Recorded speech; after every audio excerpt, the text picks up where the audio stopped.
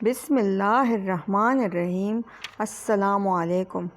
یہ کہانی بالکل سچی ہے۔ گاؤں میں ہمارے گھر کے برابر ہماری پڑوسی کی ہے۔ ہم زیادہ ان کے گھر ان کے بچوں کے ساتھ کھیل کر بڑے ہوئے ہیں، کیونکہ وہ دونوں میاں بیوی بہت اچھے تھے، جن کو آج بھی یاد کر کے میں روتی ہوں۔ ہماری امی صحت مزاج عورت تھی۔ ہم اپنے گھر میں کھل کر نہیں کھیل سکتے تھے، اس لیے پورا دن ان کے گھر جا کر بیٹھے ہوتے تھے۔ ان کا نام یاسر تھا اور ان کی بیوی کا نام پری تھا۔ ہم ان کو یاسر ماموں کہہ کر پکارتے تھے۔ یاسر ماموں نے اپنے گھر میں درخت کے ساتھ ہمارے لیے ایک بہت بڑا جھولا باندھا ہوا تھا۔ ہم سب اور باقی پڑوسی کے بچے ہر وقت ان کے گھر جمع ہوتے تھے۔ یاسر ماموں کے 3 بیٹیاں اور 2 بیٹے تھے۔ وہ جب بھی ہمیں اپنے گھر سے جانے کا بولتے یا جھولا جھولنے نہیں دیتے تو پری مامی اپنے بچوں کو بہت ڈانٹتی تھی۔ یاسر ماموں کی نوکری گاؤں کے ایک ٹیوب ویل پر تھی، جو صبح اور شام وہ ٹیوب ویل پر جا کر پورے گاؤں والوں کو پانی دیتا تھا، اور جس دن گاؤں میں کوئی شادی یا فوت ہوتی تو یاسر ماموں پورا دن پانی کھول کر چھوڑتا تھا۔ اچانک پری مامی کا بچی کے پیدائش میں انتقال ہو گیا، جس نے ان کے گھر کو تو کیا پورے گاؤں کو غمگین کیا۔ ایک دم سے ان کا ہنستا بستا گھر اجڑ گیا۔ یاسر ماموں کو سمجھ نہیں آ رہی تھی کہ وہ کیا کرے، کیونکہ ان کے بچے ابھی چھوٹے تھے۔ سب کے سب بچے اجڑ گئے۔ اتنے سال ہو گئے، لیکن آج تک پری مامی اور یاسر ماموں کے ہنستے بستے گھر کو ہم نہیں بھولے۔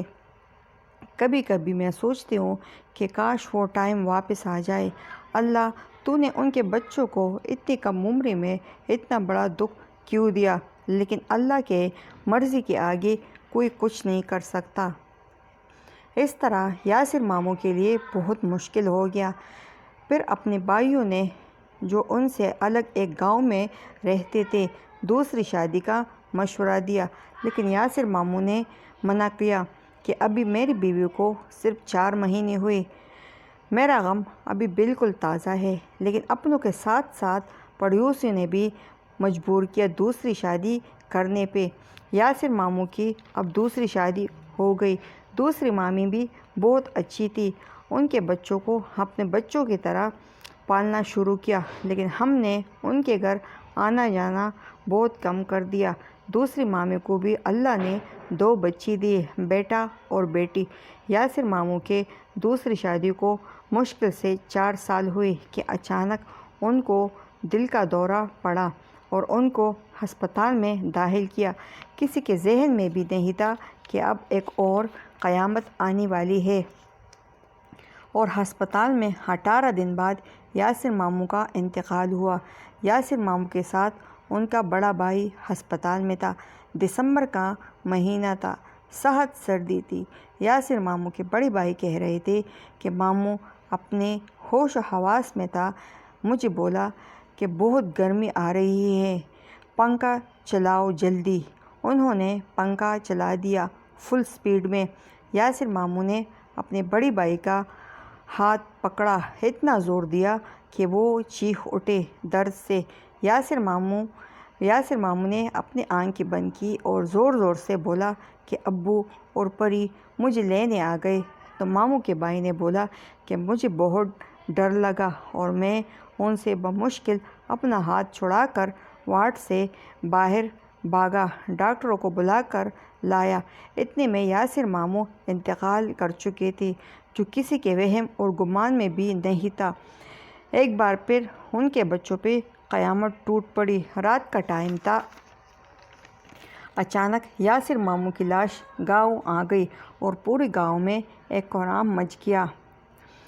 ان کے بچے، جو باپ کے آنے کے انتظار میں سو گئے تھے، ایک دم آدھی رات کو باپ کی لاش کو دیکھ کر اپنے ہوش کھو گئے۔ پوری رات ہم ان کی چارپائی کے ساتھ بیٹھ کر خون کے آنسو رو رہے تھے۔ صبح 10 بجے ان کا جنازہ ہو گیا۔ کچھ دن گزرنے کے بعد لوگوں نے یاسر ماموں کے پیچھے باتیں کرنا شروع کر دی کہ یہ مسجد میں نماز نہیں پڑھتا تھا، اچھا بندہ نہیں تھا۔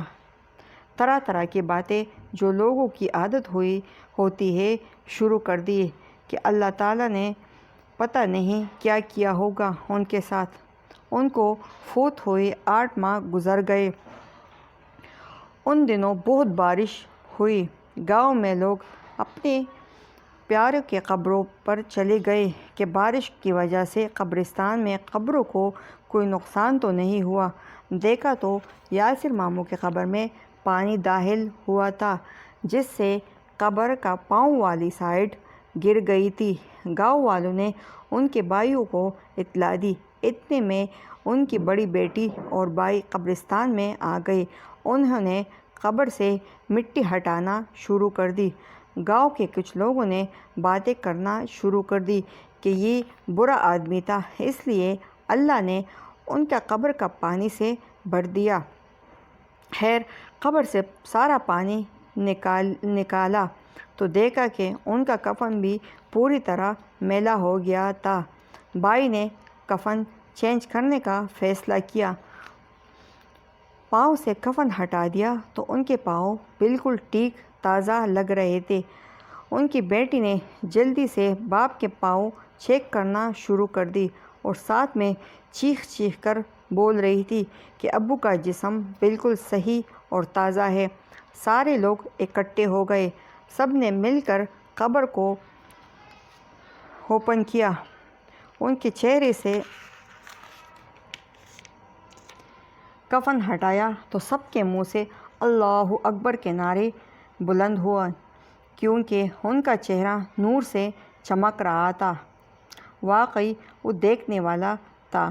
ان کی داڑھی بڑھ گئی تھی اور ایسا لگتا تھا کہ جیسے ابھی تازہ تازہ کسی نے نہلایا ہوا ہو۔ اتنا خوبصورت چمکتا ہوا چہرہ۔ گاؤں کے مسجد میں اعلان ہو گیا کہ جس نے دیکھنا ہے جا کر دیکھ لے۔ سارا گاؤں، مرد، عورتیں، بچے دیکھنے کو گئے۔